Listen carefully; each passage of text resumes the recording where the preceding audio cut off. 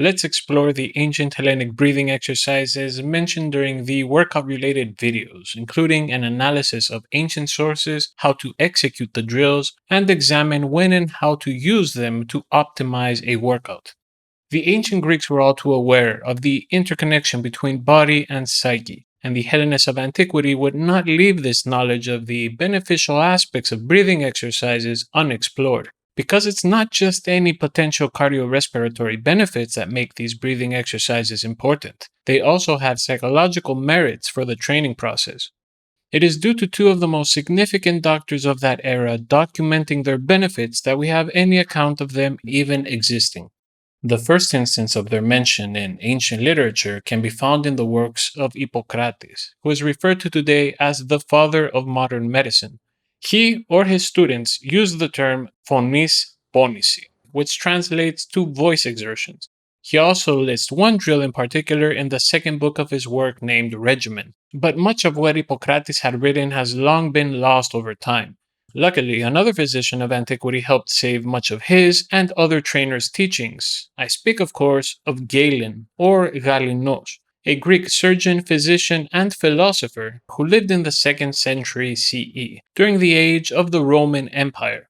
It is from the works of Galen that we have most of the details regarding the following 4 breathing exercises.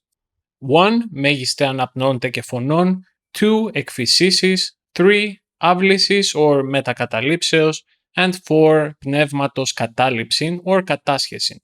The first one is self-explanatory. Μέγιστε των αναπνώντε και φωνών literally translates to maximum inhalation and voice, hence it involves taking a deep breath and releasing the air with the loudest possible yell.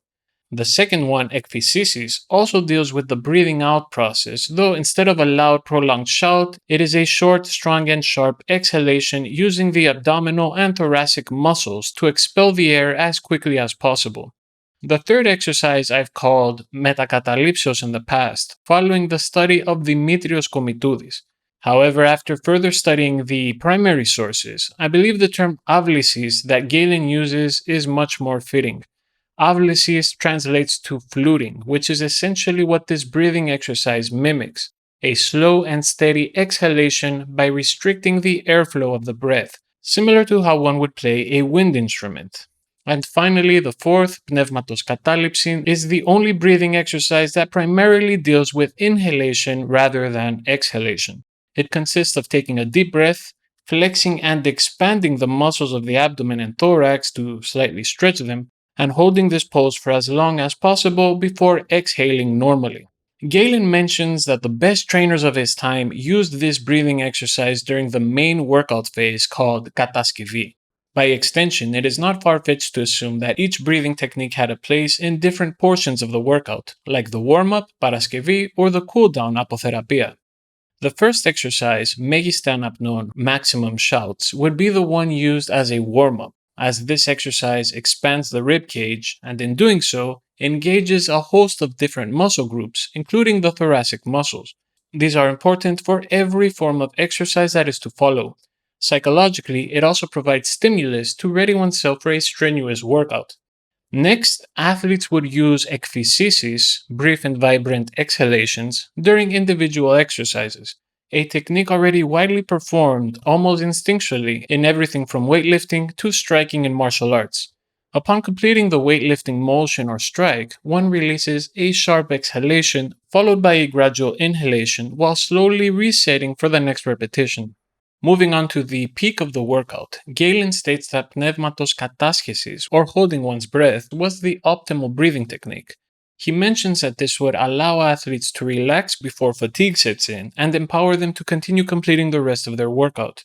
The modern theory behind this is that holding one's breath would allow the buildup of carbon dioxide in the bloodstream, which dilates the blood vessels, leads to better blood flow and oxygen delivery to the tissues, and may even increase endurance power in skeletal muscles, muscle development, anabolic metabolism, and even enhance recovery from fatigue, according to a 2017 study by Ueha Takeshi. Note that the subjects of this experiment were rats, not humans, so further testing is necessary before we can draw any solid conclusions. If the thesis is accurate, it would corroborate Hippocrates' claim that this exercise is also beneficial for the cool-down. This final phase of the workout, called apotherapia, is meant to save the trainee from injury and fatigue, allowing the body to reach its normal homeostasis in a gradual, non-abrupt manner. Here, the exercise ablysis, or the slow exhalation like playing a flute, is optimal, as the slow and gradual exhalation contracts the rib cage, decreases heart rate, and provides a calming and relaxing effect that promotes recovery. Once again, I must mention that this is only a personal hypothesis, and the potential benefits will vary depending on one's idiosyncrasies. Hopefully, further experimentation and the empirical data they provide will give us a better insight into what the ancient Hellenists studied and recommended through centuries of observational analysis.